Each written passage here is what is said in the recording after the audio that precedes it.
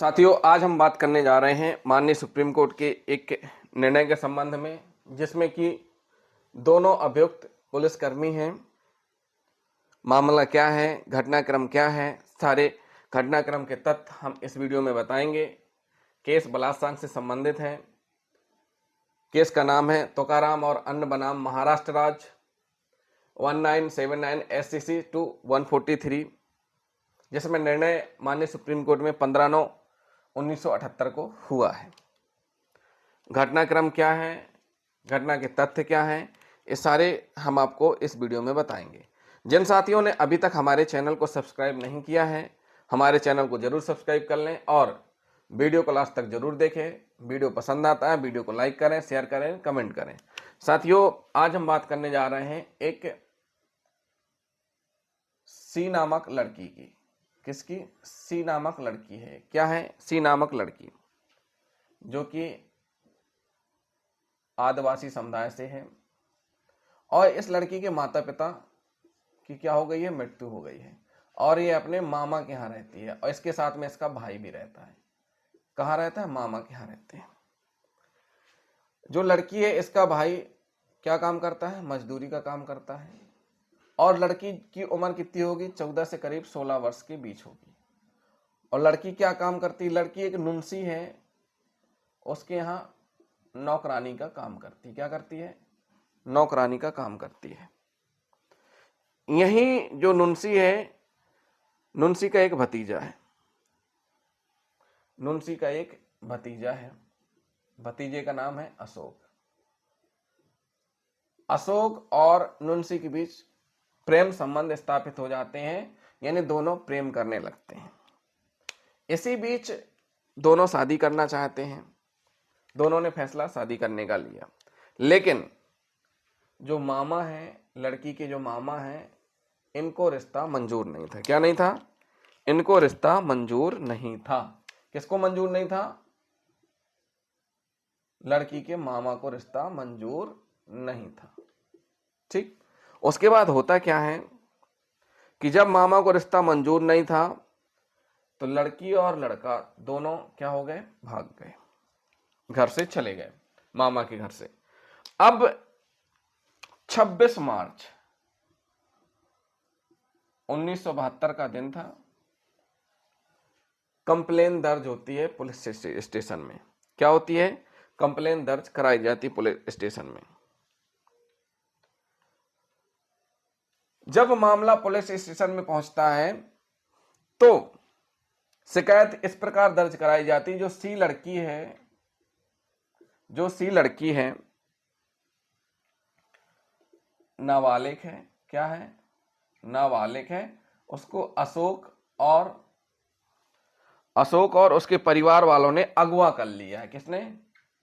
परिवार वालों ने अगवा कर लिया है। क्या कर लिया है? अशोक और उसके परिवार वालों ने अगवा कर लिया है। साथियों, इसकी रिपोर्ट पुलिस स्टेशन में एक हेड कांस्टेबल है, उनके द्वारा रिपोर्ट दर्ज की गई।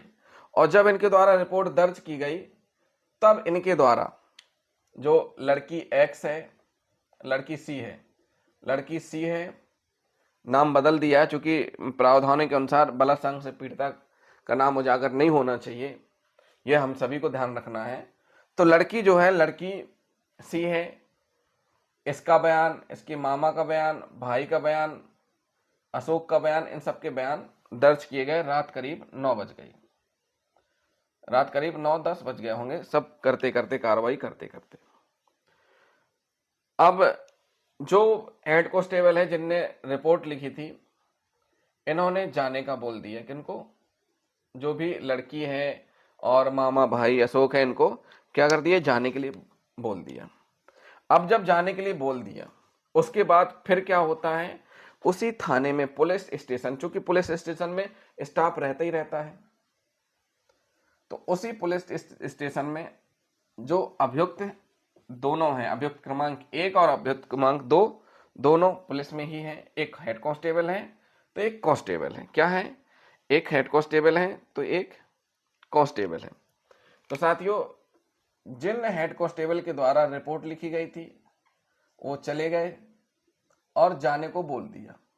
क्या बोल दिया? जाने को बोल दिया। इतने में एक कांस्टेबल उसने क्या किया कि जो लड़की है सी,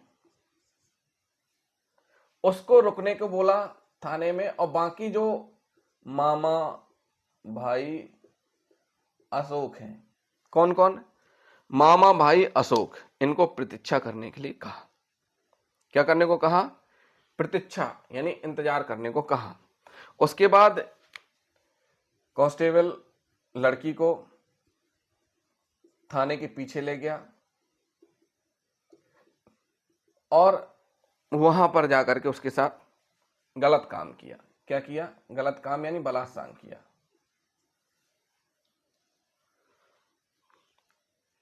उसके बाद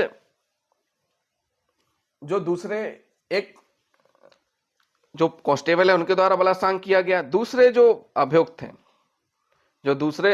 हैं, उनके द्वारा क्या किया गया? वो अत्यधिक नशे में होने की वजह से उनके साथ, जो लड़की है अत्यधिक नशे में होने के साथ उसके साथ बलात्कार नहीं किया, लेकिन पीड़िता के गुप्तांगों को देख करके छुआ तथा उसके साथ दुर्व्यवहार किया। क्या किया? छुआ तथा दुर्व्यवहार किया। होता क्या है, इसके बाद फिर उनको संदेह होता है। जो पुलिस स्टेशन के बाहर इंतजार कर रहे होते मामा भाई और इन सबको संदेह होता है कि आखिर लड़की को लेके चले गए हैं पुलिस वाले, कर क्या रहे हैं। तब उन्होंने देखा कि पुलिस स्टेशन की लाइट बंद है, उसका प्रवेश द्वार भी भीतर से बंद है। वे मामला जानने के लिए पुलिस स्टेशन के पीछे गए। अंदर कोई रोशनी नहीं दिखाई दे रही थी। जब नुंसी ने आवाज लगाई तो लड़की को आवाज लगाई तो कोई प्रतिक्रिया नहीं हुई। शोर सुनकर भीड़ इकट्ठा हो गई। कुछ समय बाद जो पुलिस हेड कांस्टेबल हैं वो पीछे से निकले और नुंसी के पूछताछ पर बताया कि लड़की पहले ही जा चुकी है और वह खुद बाहर आ गया। कुछ देर बाद पीड़िता भी पुलिस स्टेशन के पीछे से निकली और क्या हुई? कुछ देर बाद पीड़िता भी पुलिस स्टेशन के पीछे से निकली। साथियों, इसमें स्पष्ट कहा गया है कि जो बाहर इंतजार कर रहे थे इनने देखा कि काफी टाइम हो गया, अभी तक लड़की आई नहीं है। उसके बाद इन लोगों ने अंदर जाकर देखा, थाने की लाइट बंद थी। क्या थी? लाइट बंद थी। थाने के पीछे गए, पीछे देखा, लड़की को आवाज लगाई। जब आवाज लगा रहे थे तो आसपास के काफी सारे लोग इकट्ठे हो गए। इस बीच एक हेड कांस्टेबल उसी स्थान से जहां पर उसके साथ बलात्कार हुआ था वहां से निकलते हुए बाहर आया। उसने बताया कि लड़की तो कब की थाने से जा चुकी है। उसके बाद होता क्या है, लड़की फिर मिल जाती है बाहर जाते हुए। और जब वो लड़की बाहर आती है सी, लड़की ने पूरा वृत्तांत अपने परिजनों को बताया। उस लड़की ने पूरी घटना अपने परिजनों को बताई। उसके बाद उसका मेडिकल परीक्षण कराया जाता है। मेडिकल रिपोर्ट में कहा गया कि उसके शरीर पर कोई चोट नहीं है, लेकिन उसके कपड़ों पर मानव शुक्राणु स्पर्म पाए गए और डॉक्टर की कंसल्ट पर ही दोनों पुलिस कर्मियों के खिलाफ एफआईआर दर्ज हुई। क्या हुई? एफआईआर दोनों पुलिस कर्मियों के खिलाफ दर्ज हुई। साथियों, ये मामला था। अब इस मामले में होता क्या है, जब एफआईआर दर्ज हो जाती है तो सत्र न्यायालय में मामला पहुंचता है। कहां पहुंचता है? मामला सत्र न्यायालय में पहुंचता है। सत्र न्यायालय में क्या फैसला होता है? सत्र न्यायालय यानी जिला न्यायालय यानी विचारण कोर्ट। विचारण कोर्ट में क्या होता है? मामला पहुंचता है 1 जून 1974 को। कब पहुंचता है? 1 जून 1974 को मामला सत्र न्यायालय में सुनवाई के लिए आया। सत्र न्यायालय के माननीय न्यायाधीश ने यह कहते हुए अभियुक्त को बरी कर दिया कि यह सहमति से किया गया यौन संबंध था, बलात्कार नहीं। क्या कर दिया, इसमें बरी कर दिया सत्र न्यायालय ने। उन्होंने कहा कि लड़की हैबिचुअल है। उन्होंने यह भी कहा कि लड़की और जो पुलिस कांस्टेबल हैं, संभावना है कि मतलब यौन संबंध होने की संभावना है, लेकिन यह सहमति से हुआ क्योंकि उसके शरीर पर कोई चोट नहीं है। उन्होंने कहा कि यौन संबंध और बलात्कार में अंतर है। उन्होंने यह भी कहा कि जो दूसरे अभियुक्त हैं ने उसके साथ छेड़छाड़ की क्योंकि वह यौन संबंध बनाने की आदत थी। आईपीसी की धारा 375 सब क्लॉज 6 के अनुसार 16 वर्ष से कम उम्र की महिला के साथ उसकी सहमति से उसके बिना यौन संबंध बनाना हमला माना जाता है। न्यायालय ने कहा कि लड़की की उम्र के सबूत अपर्याप्त हैं, इसलिए उन्होंने माना कि दोनों अपीलकर्ता निर्दोष हैं और अभियोजन पक्ष उनके खिलाफ मामला साबित करने में विफल रहा है। साथियों, लड़की की उम्र के संबंध में कोई ऐसा दस्तावेज नहीं था जिसमें यह कहा जाए कि उसकी उम्र 16 वर्ष से कम है। तो इस प्रकार दोनों जो पुलिसकर्मी उनको बरी कर दिया गया। उसके बाद शासन ने, अभियोजन ने अपील की। देखिए, जिला न्यायालय से बरी होने के बाद बॉम्बे हाईकोर्ट में अपील होती है। कहां अपील होती है? बॉम्बे हाईकोर्ट में अपील हुई। बॉम्बे हाईकोर्ट के माननीय न्यायाधीशों ने सहमति और निष्क्रिय समर्पण के बीच अंतर किया।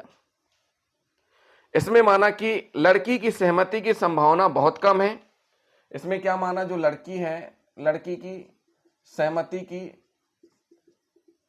संभावना बहुत कम है क्योंकि अपीलकर्ता अजनबी थे। इसलिए जो अभियुक्त हैं, साथियों, इसमें माननीय बॉम्बे हाईकोर्ट ने माना कि सहमति की संभावना कम इसलिए है क्योंकि जो अभियुक्त हैं इन ये दोनों अजनबी हैं। क्या है? अजनबी हैं। और यह विचार करना बहुत ही असंभव था कि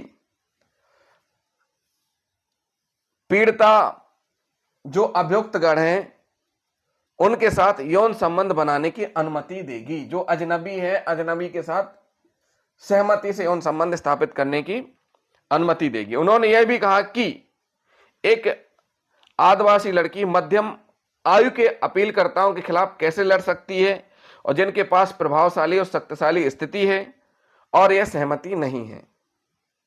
यह भी माना कि चोट के खतरे के कारण निष्क्रिय समर्पण की स्वेच्छा से यौन संबंध बनाने के लिए सहमति नहीं माना जा सकता। उन्होंने यह भी कहा कि जो अभियुक्त क्रमांक 1 है, बलात्कार नहीं किया लेकिन उसके द्वारा किया गया कृत्य यौन पीड़न के अंतर्गत आता है। अदालत ने यह भी माना कि मेडिकल न होने का कारण यह हो सकता है कि मेडिकल जांच घटना के 20 घंटे बाद हुई है और इस बात की बहुत अधिक संभावना है कि उसने इस बीच स्नान किया हो। इसलिए उच्च न्यायालय ने आरोपी को दोषी ठहराया और अपीलकर्ता जो अभियुक्त क्रमांक 1 है उसको 1 वर्ष की सजा सुनाई और अभियुक्त क्रमांक 2 है उसको 5 वर्ष की सजा सुनाई।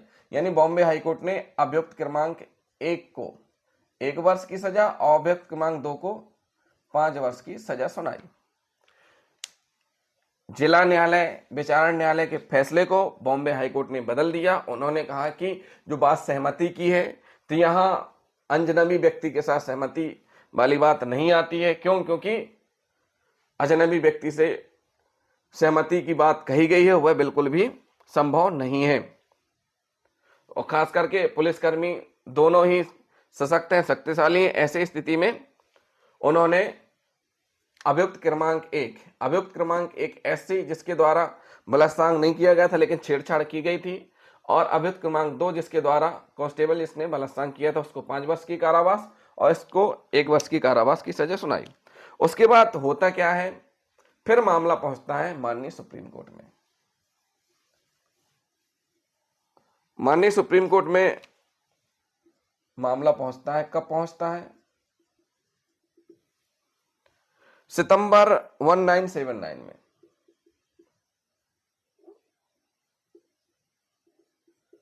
1979 में पहुंचता है। भारत के सुप्रीम कोर्ट ने उपरोक्त केस में राज्य के मामले में अपने फैसले से बॉम्बे हाई कोर्ट के फैसले को खारिज कर दिया और आरोपी को बरी कर दिया। यहां पर माननीय सुप्रीम कोर्ट ने बरी कर दिया। किसको? आरोपी को। क्यों बरी कर दिया है वो हम आपको बताएंगे। सुप्रीम कोर्ट ने माना कि शारीरिक चोट के निशान नहीं है। साथियों, जो अभियुक्त क्रमांक 1 है, अभियुक्त क्रमांक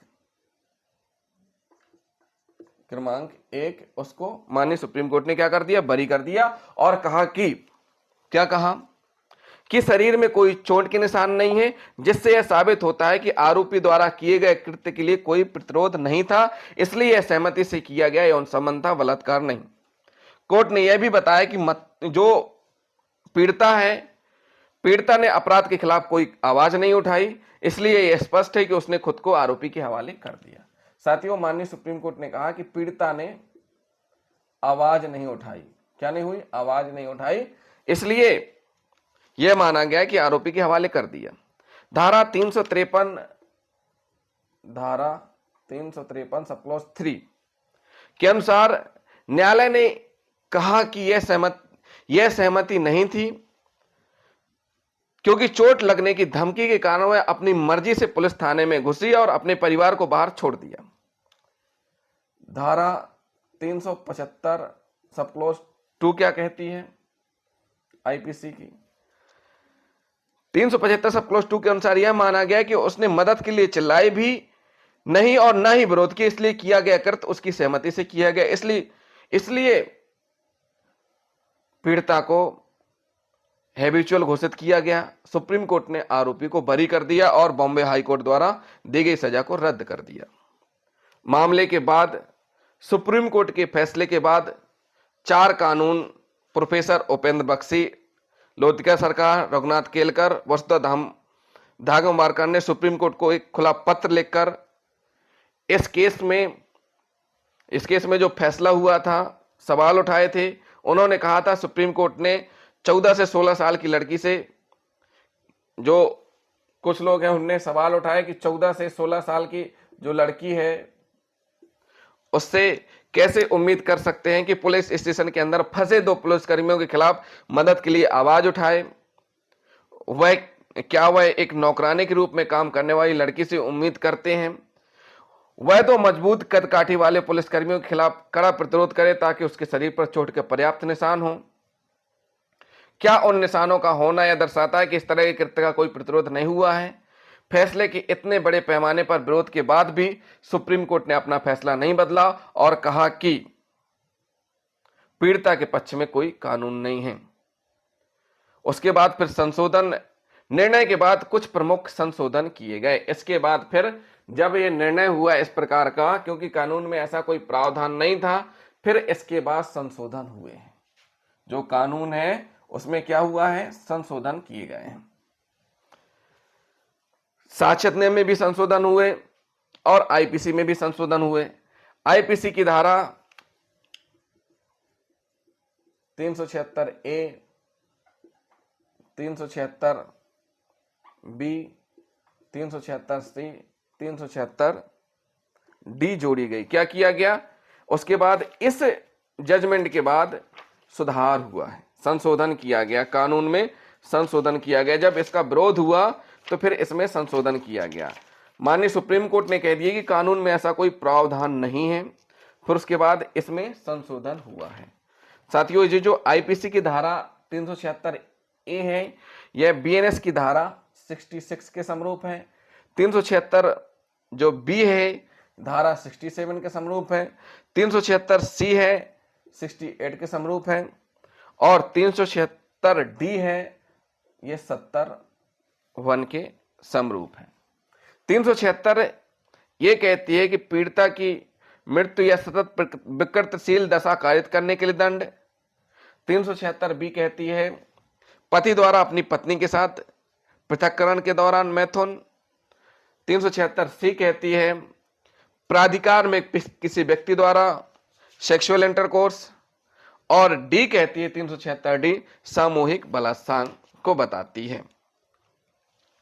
साथियों, हिरासत में बलात्कार को परिभाषित करने के अलावा संशोधन ने संभोग स्थापित होने के बाद सबूत का भार आरोप लगाने वाले से आरोपी पर स्थानांतरित कर दिया। जो आरोप का भार है, पहले आरोप का भार पीड़िता पर था, अब किस पर कर दिया? आरोपी पर कर दिया है। आरोप का भार किस पर कर दिया है? आरोपी पर कर दिया है। और साथ ही साथ यह भी कहा कि इसमें बंद कमरे में सुनवाई होगी, पीड़िता की पहचान उजागर करने पर रोक और कठोर सजा के प्रावधान भी जोड़े गए। साथ ही साथ जो पीड़िता है सी, इस प्रकार पीड़िता का नाम उजागर किया जाएगा, न ही उसकी पहचान उजागर की जाएगी, बंद कमरे में सुनवाई होगी। तो साथियों, ये एक निर्णय था जिसमें ऐसा हुआ। इसमें क्या निष्कर्ष निकलते हैं, इसका निष्कर्ष और हम आपको बता देते हैं। साथियों, निष्कर्ष क्या है इस निर्णय का? कंक्लूजन, निष्कर्ष यह निकलता है कि इस घटना को हिरासत में बलात्कार के रूप में जाना जाता है, जहां 14 से 16 साल की लड़की के साथ थाने के अंदर 2 पुलिस अधिकारियों ने बलात्कार किया था। थाने के अंदर 14 से 16 साल की लड़की के साथ बलात्कार हुआ था। भले ही बलात्कार कानून और महिलाओं की सुरक्षा से संबंधित कानून बदलते रहे, लेकिन समाज की मानसिकता कभी नहीं बदली। यह केवल शारीरिक चोट या शारीरिक नुकसान को ही देखता है, जैसा कि इस मामले में उजागर हुआ।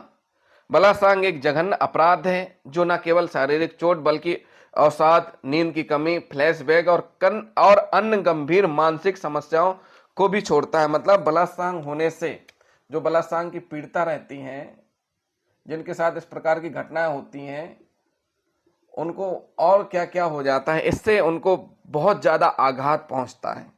क्या होता है? बहुत ज्यादा आघात पहुंचता है।